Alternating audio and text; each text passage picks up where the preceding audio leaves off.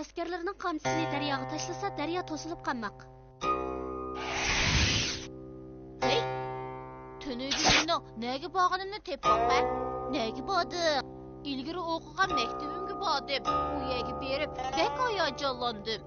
Qandaqaroq ta'sirotga keldim. Tuluq o'tirning kutubxonasi bek kichikkan, lekin yaxshi kitoblar xeyli ko'pkan. Undaqda sen askarlarning qamchisini daryoga tashlasa, daryo to'silib qolmoq degan hikoyani o'qiganmi? Nim deding? Men bu hikoyani o'qimabdiman. Milodiy 300 nechinchi yilları Fujian Huayhe daryosining shimoliy qismidagi zaminni ishg'ol qilgan hamda uzluksiz janubga qarab kengayib sharqi Jin sulolasi bilan tirkashgan. Bir kuni Fujian barliq mansabdorlarni yig'ib sharqi Jin sulolasiga hujum qilish ishini maslahatlashibdi. Men taxt o'tirgan 20 necha yildan buyon davlatni yaxshi idora qilib, xalqni baxt saodatga erishtirdim. Ammo janubdagi sharqi Jin sulolasiini bo'ysundirish ishini qandoq bir taraf qilishni bilanmadim. Mushu ishni o'ylasamla bearam bo'lib, galimdan g'izom o'tmaydi. Shunga o'zim qo'shin boshlab, jinbagligiga hujum qilaymikin deyman. Bu ishga qandoq qaraysizlar? Bu bak yaxshi fikr ekan, alelari. Bizning askariy kuchimiz naydi zo'r. Jinbagligini cho'qim bo'ysundira olamiz. Menda qobiliyatliklar boyada bo'ysundira olishimizga gap yo'q.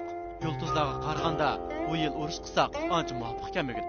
Biz jinbagligining bo'shib ketgan fursatidan foydalanib, ondan adavini bersak bo'larmi ekan? Yulduzga qarab chiqargan hukmga qandoqmi ishongil bo'lsin? Bu degan xurofiylik, ishlarga ilmiy qarash kerak. Alilari, meningcha jinbagligi garchi kichik bo'lsa-mu, ammo ularda birlik bor. Yana sheyanga o'xshash qobiliyatlarmi nurg'un. Shunga hozircha jinbagligini yo'qotishimiz osonga tushmasmikin alilari. O'zaro o'ylish baqqan bo'lsalar. Jinbagligini Changjiang daryosidan iborat tabiiy do'stlik mudofaa qilib turdi.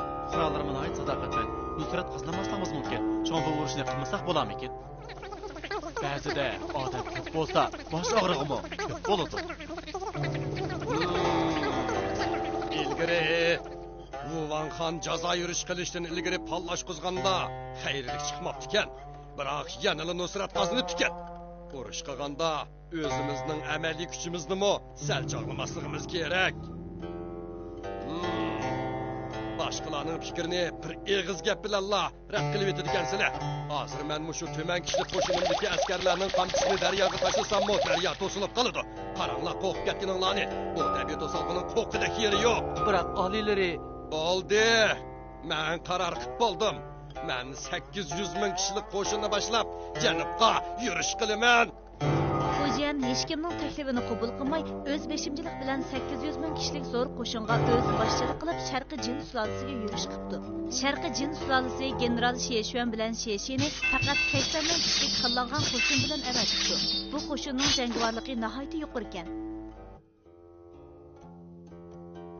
Ko'pchilik isonlar keldimi?